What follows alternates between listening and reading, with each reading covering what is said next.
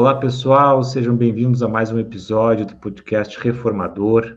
Hoje estamos na companhia da nossa irmã Marta Antunes, que vai falar conosco sobre o movimento abolicionista brasileiro, que é o artigo que está na edição de maio de 2022 da nossa querida e amada revista Reformador.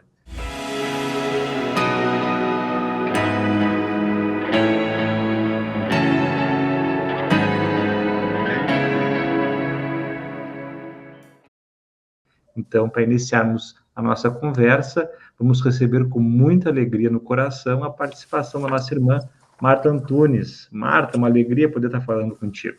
Igualmente, é um prazer muito grande estar falando aqui e sobre um assunto tão importante. Envio um abraço para todos aqueles que nos veem, que nos escutam. Muito bem. Marta, sempre gera curiosidade, né? Como é que foi a concepção desse artigo? O que te inspirou, te motivou a abordar esse tema? Nós estamos vivendo uma época de muita exclusão, inclusive nesse aspecto com relação à cor da pele das pessoas. Isso foi sempre uma coisa que me preocupou ao longo da vida. Eu sou uma pessoa que eu não fico com muita vontade, eu não me sinto bem quando vejo esse tipo de exclusão, que é um preconceito, na verdade, né? Preconceito social, preconceito de se a pessoa não tem muitos recursos monetários, preconceito de pele, preconceito de religião.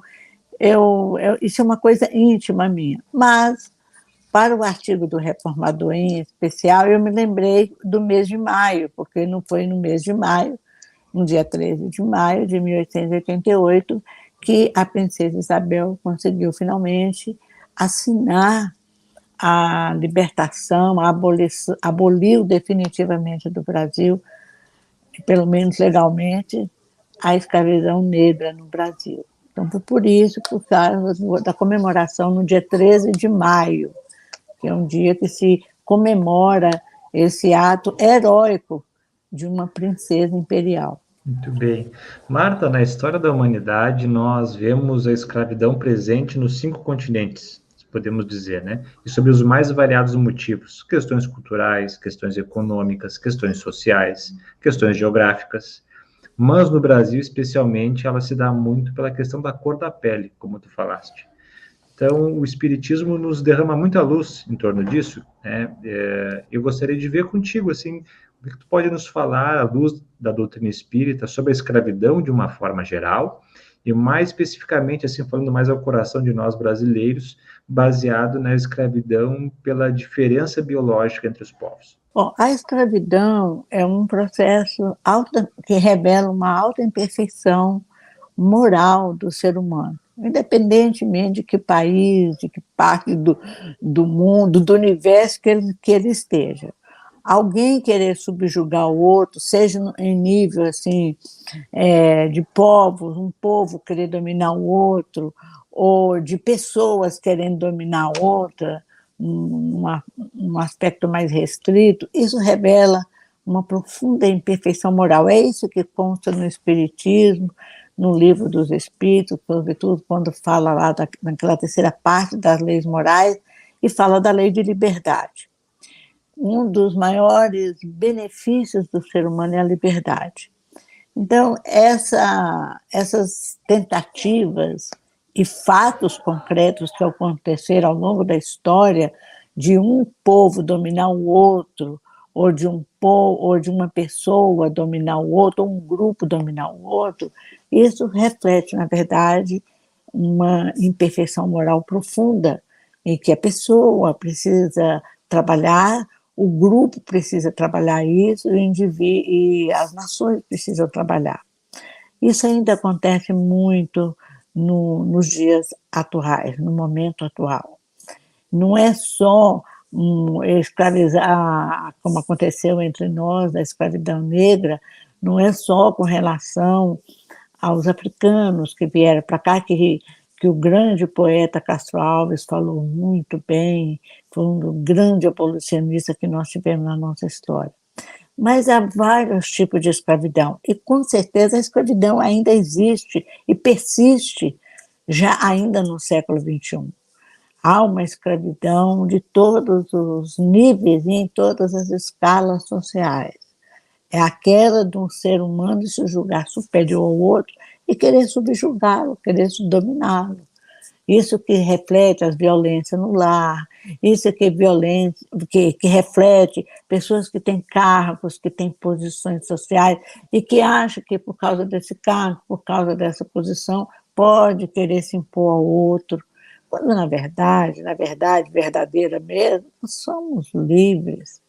Nós somos cidadãos livres, nós somos seres humanos livres, nascemos, fomos criados livres e cedo ou tarde nós iremos conquistar essa liberdade definitiva. Agora, o que não significa que o fato de sermos livres, que devemos fazer tudo o que queremos, o que podemos. Há um limite. Então, a escravidão é isso, é um ato, eu vou dizer que não é nem imoral, é amoral, porque revela o domínio de um ser sobre o outro, o ser humano sobre o outro. Agora,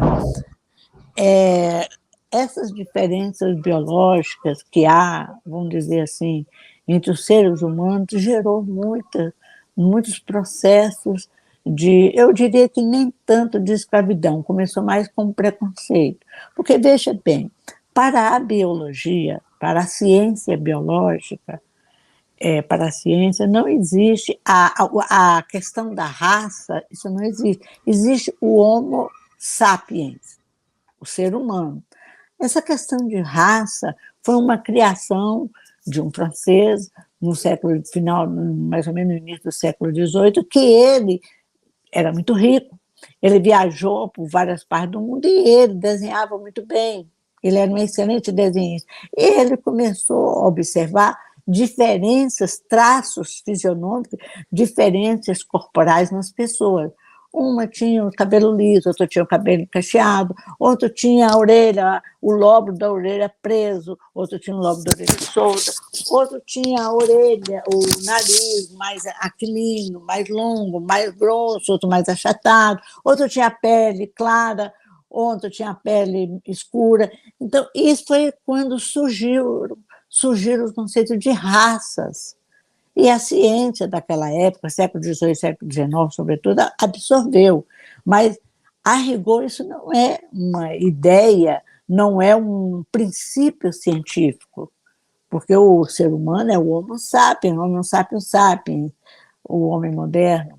Então, ele apresenta diferentes características, inclusive características que resultam da sua carga genética, obviamente, mas também da sua adaptação ao meio onde vive. E isso acontece em todos os seres da criação, no animal, nos demais animais, não só o homem, né, os vegetais, até nos micróbios. Nós estamos vendo os vírus aí, o vírus da gripe, o Covid, são vários seres que apresentam características diferentes. Então, na verdade, nós ainda temos muito que aprender, porque essas diferenças biológicas não significam que nós somos melhores ou piores. Então, essa questão de diferenças biológicas, de ter uma sociedade um pouquinho mais organizada, foi que fez surgir, por exemplo, aberrações na nossa história, na história mundial, da chamada raça pura, que é, em termos biológicos, em termos fisiológicos, uma raça pura é um desastre, porque apura determinados caracteres chamados bonitos, de beleza, de estatura, de cor de pele, mas as doenças, as deficiências genéticas também são apuradas. Então, isso é um grande equívoco e tem gerado grande sofrimento à humanidade. Mas nós vamos chegar lá, nós vamos acabar com isso mais cedo ou mais tarde. Muito bem. Marta, e lendo o artigo, foi tão belo ali, você iniciou trazendo um pouco da história que nós conhecemos, a abolição da escravidão no plano físico, e também temos relatos dessa ótica pelo mundo espiritual. Gostei que tu compartilhasse conosco também a tua inspiração e o teu carinho em relação a essa abordagem.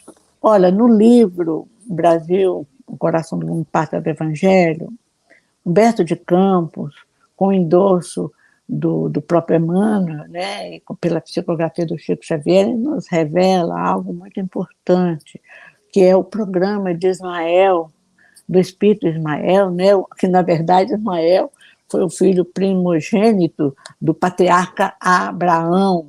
Isaac nasceu depois, mas ele nasceu, o Ismael, ele já era uma mistura racial, digamos assim. Perfeito. Ele era filho do patriarca Abraão com uma escrava egípcia.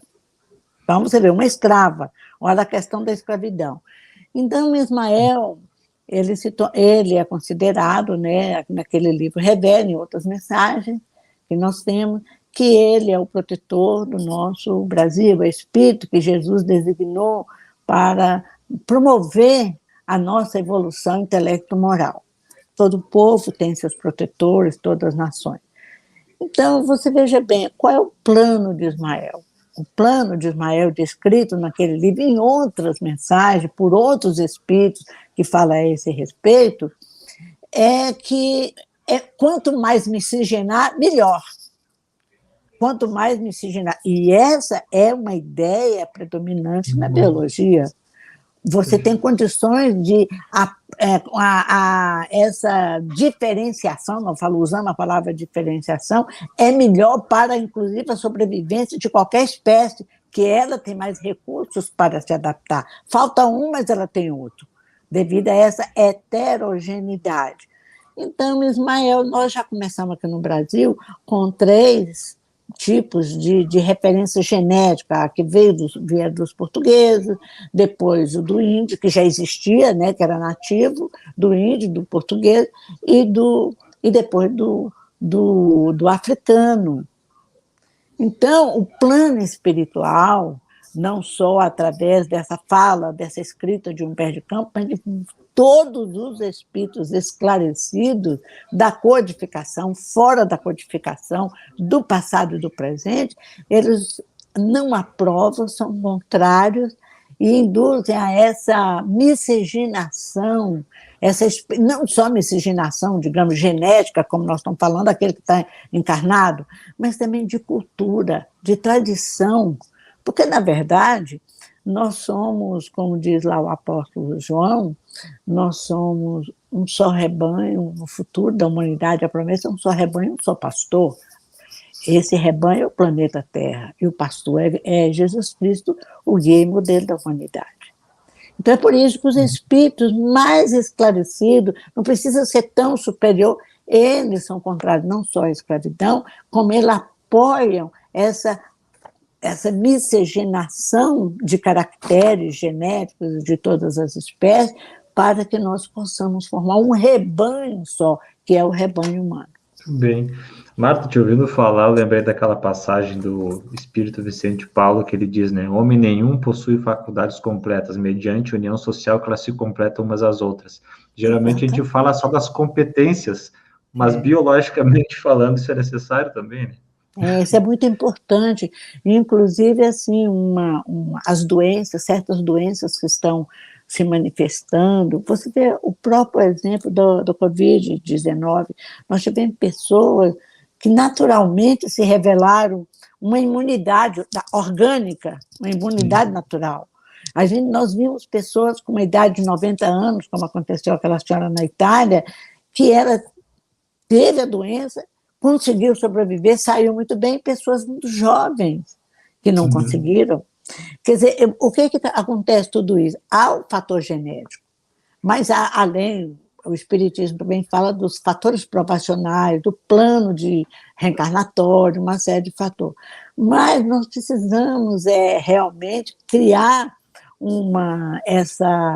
essa mudança na mentalidade que nós devemos misturar. Não é isolar o árabe e o judeu, o muçulmano e o judeu. Não, é o contrário, é juntar. E no Brasil tem feito isso. Não é separar a pessoa que tem a pele branca da pele negra. Não, vamos juntar. E com o projeto Genoma, né, que iniciou no início desse século, começou no início desse século XXI, o que aconteceu com o projeto Genoma? Primeiro, pensava que o ser humano, para decodificar o gene humano, que era milhões e milhões. Chegaram à conclusão que o ser humano não tem mais do que 28, 29 mil genes. Por aí. Já começou, que era um programa para ser 10 longos anos, em menos de 2 anos o programa acabou. porque já tinha decifrado o código humano. E depois eles observaram que isso foi uma coisa que foi, alguns países tiveram dificuldade para aceitar isso. É que eles fizeram experiências, por exemplo, colocavam gêmeos, pessoas gêmeos univitelinas, ou seja, gêmeos idênticos, e fazia um código genético, decifrava o código genético desse gêmeo. Então, eles descobriram que a pessoa, um dos gêmeos, tinham genes que reportavam a pessoas que viviam na África. Outros, que eram exatamente igual, de todo tipo, tinha genes que parecia que vinha de pessoas do europeu. Então, esse negócio de raça foi para o espaço com o Projeto Genoma. Literalmente foi para o espaço. E hoje a gente vê, eu não queria alongar muito, mas a gente vê que hoje em dia, você pode ver na rede social, na internet, laboratórios que a gente envia o sangue ou envia um fio de cabelo, uma coisa assim, e ele pode fazer a decodificação da nossa árvore genética e ali dizer quais as doenças que nós podemos ter, considerando quais são a nossa ancestralidade. Então, eu sou uma pessoa de pele branca, olhos azuis, mas os meus ancestrais podem ter sido, todos eles, pessoas de pele negra, de cabelo cacheadinho. Quer dizer, isso não tem nada, absolutamente nada a ver com o espírito, que é o ser imortal. Perfeito. Em nenhum aspecto, né, se sustenta a teoria da diferença de raças. Marta, também nós temos, ali no artigo, tu traz algumas personalidades, vamos dizer assim, que ajudaram na construção, assim, a fortalecer esse movimento, né, no século XIX, diversas instituições, e algum desses confrades, vamos dizer assim, né, eram espíritas também, né? A gente pode falar que teve a participação do movimento espírita, na época, obviamente, por alguns representantes por essa causa? Nós tivemos vários representantes. Nós podemos dizer que todos os espíritas, assim, generalizando bem, eles eram a favor, eles eram abolicionistas. Nós tivemos pessoas espíritas e não espíritas, foi um movimento muito bonito, é um movimento que tomou muitos anos no século XIX. O espírita, de uma maneira geral, todo ele era abolicionista, né, por causa desses aspectos que nós falamos. Tiveram alguns que se destacaram, políticos, inclusive, como era o caso do próprio Bezerra de Menezes. Bezerra de Menezes se destacou, inclusive escreveu a respeito, né, fez um documento, um livreto, digamos assim, a respeito da abolição. Nós tivemos Bittencourt Sampaio, né, Francisco Leite de Bittencourt Sampaio, Bezerra era político, Bittencourt Sampaio chegou a ser governador também, eram os intelectuais, toda aquela intelectualidade, espírita e não espírita, eram abolicionistas. O próprio imperador Pedro II, que era muito simpático à ideia espírita, e a sua filha, a princesa Isabel, eles eram abolicionistas. Aqui no Brasil, quem era contra a abolição, porque já vinha ocorrendo, digamos assim, algumas leis, né? A lei do vento livre, que as crianças que nascessem de espírito de escravo ficariam livres, que foi um problema, porque quem é que ia cuidar dessas crianças se os pais eram escravos? Então, colocou na lei que quem seria responsável seria o dono dos escravos, o senhor de escravo. Mas você acha que o senhor de escravo ia cuidar de alguém que... É uma coisa que, na prática, nós depois teve a dos sexagenários, leis que há pessoas com mais de 60 anos, hoje 60 anos é pouco, mas naquela época a pessoa de 60 anos, se chegasse a essa idade, era muito, sobretudo se era escravo. Depois, a lei Áurea, né, que foi a maior, que aboliu tudo. Então, você vê que tudo isso foi importante, foi um processo de adaptação, não só dos legisladores, mas também da sociedade. Então, quando chegou no momento, quem era contra eram os donos dos escravos, sobretudo naquela região de São Paulo, ali, onde que tinha as plantações, os cafezais, toda aquela região ali do vale, é que eles eram contra, tanto que o principal representante dele, o ministro Cotegipe, o barão de Cotegipe, ele falou para a princesa Isabel, na hora que a lei foi aprovada, a Lei Áurea, a abolição total dos escravos no Brasil, e abro parênteses, o Brasil foi um dos últimos países a libertar os escravos. Houve muita pressão da Inglaterra, incrível, né? Mas houve muita pressão da Inglaterra. Então, o barão de Cotegipe falou para a princesa: você está libertando uma raça, um povo, mas está perdendo um reinado, uma aristocracia, né? E, de fato, logo depois veio a República e o Império caiu. Mas eles, Pedro II, tanto quanto Isabel, eram abolicionistas, para eles estava pouco importando que eles deixavam de ser imperador ou de ser princesa, desde que fosse libertado. Sim. Agora, há um problema, então, eu falei para você do Bezerra, do Bittencourt Sampaio, do Antônio Silva Neto, né, do Everton Quadros, que foi o primeiro presidente da FEB. Nós tivemos vários espíritas notáveis, intelectuais, como eu citei no início, Castro Alves, e todos aqueles abolicionistas que nós conhecemos da história do Brasil. Agora, essa questão da escravidão, da libertação dos escravos, uma lei não resolve um problema social. Resolve que é proibida a escravidão. Mas esses escravos sofreram muito, porque eles foram jogados na rua. Jovens, crianças, foram jogados na rua, escravos, porque quem é que ia contratar um escravo para trabalhar? Eles estavam livres. Então, isso criou um problema social que nós temos até hoje. O meio espírita foi um dos meios que mais se destacou, e há trabalho a esse respeito, no acolher essas pessoas que ficavam na rua. Que ficavam na rua porque eles saíram das fazendas, da senzala, eram jogados na rua e passavam fome. Toda espécie de necessidade. Muitos deles voltavam e também, em paralelo, criaram aqueles quilombos, alguns quilombos para proteger os escravos, e outros que se tornaram as chamadas quilombadas, alguns deles eram até meio revolucionários e atacavam. Então, foi uma situação social muito grave, e até hoje nós ainda encontramos esse tipo de estão livres, mas não estão livres pela lei, mas efetivamente ainda são muito dependentes, vivem nas ruas, há muita pobreza, há muita miséria, não têm acesso ao estudo, não têm acesso a uma profissão, nada. Então, são pessoas que passam por um grande sofrimento. É de partir o coração esse tipo de situação social. Então, nós ainda vivemos o reflexo daquele período, né?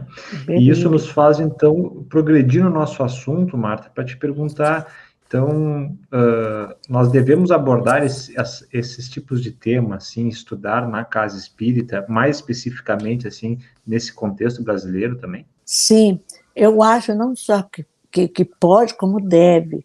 Atualmente, no movimento espírita, há projetos de várias áreas, do movimento espírita federativo de uma maneira geral, um projeto chamado Inclusão Social. Você sabe que uma das coisas que eu, alguns anos atrás, uns 15 anos, por aí, em torno de 15 anos, uma coisa que eu constatei, que eu fiquei um tanto quanto assim, preocupada, e lá na FEB eu fiz muitos discursos a esse respeito, porque eu notava que, por exemplo, havia a evangelização da infância e juventude, dos trabalhadores, daqueles frequentadores da instituição espírita. E quando falava, e havia a evangelização do chamado carente, entre aspas, quer dizer, aquelas pessoas pobres, aquelas pessoas que eram assistidos pela instituição. Então, você vê, o meu filho, porque eu sou trabalhadora de uma instituição espírita, ele era evangelizado, mas não no mesmo grupo, na mesma turma, na mesma sala daquele filho, daquele do assistido. Isso já é uma discriminação. E por que a criança, porque é pobre, porque é analfabeta? Não, então nós temos que adequar a nossa realidade. Isso, eu me lembro que eu fiz e outras pessoas fizeram muitos discursos. Hoje em dia está bem amenizado, mas não está resolvido. Eu conheço várias casas espíritas que, na hora da evangelização infanto-juvenil, da criança e do jovem, têm os trabalhadores assistidos juntos.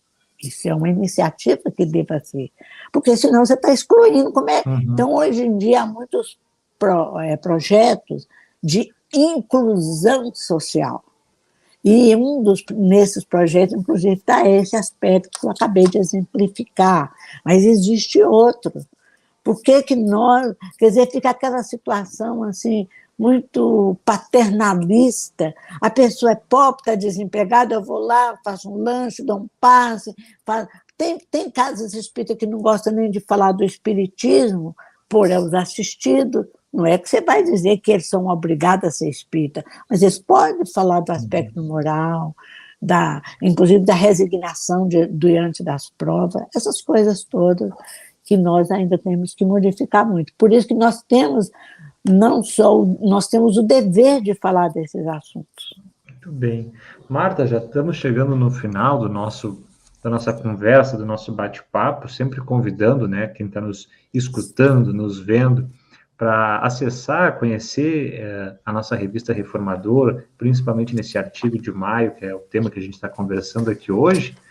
E nós gostaríamos de pedir para ti, Marta, deixar uma palavra final, uma mensagem para quem está nos acompanhando, para que se interessem mais sobre o assunto, que conheçam mais o Reformador, enfim, deixamos para o teu coração falar nesse momento. O meu coração nesse momento, eu me lembro da luta que os benfeitores têm feito. Não digo só os benfeitores com relação àqueles que nós lidamos no meio espírita, mas os benfeitores de todas as nações.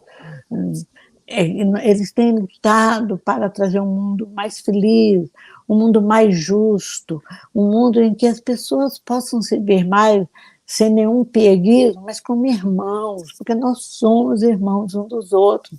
E não se justifica um irmão que está numa situação mais difícil nós desprezá-los, porque ele está numa situação diferenciada da nossa, menos privilegiada. Ao contrário, nós temos que dar as mãos uns aos outros, né?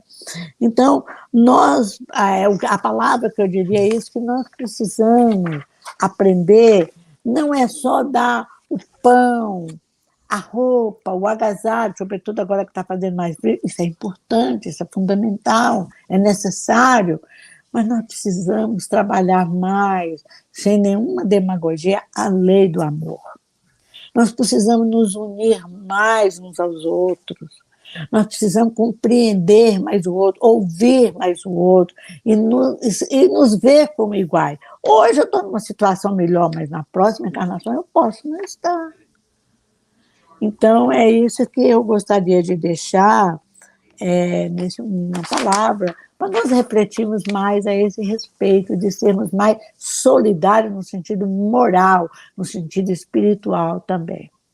Ter até mais compaixão. Muito bem. Então, nós agradecemos a participação da nossa querida amiga, irmã Marta Antunes, a você que nos acompanhou, para conhecer mais o trabalho da nossa Federação Espírita Brasileira, do nosso Movimento Espírita Nacional, através das redes sociais e dos diversos veículos de comunicação, para que nós possamos construir juntos um mundo mais justo e mais fraterno, baseado no Evangelho de Jesus. Muita paz a todos e até um próximo encontro.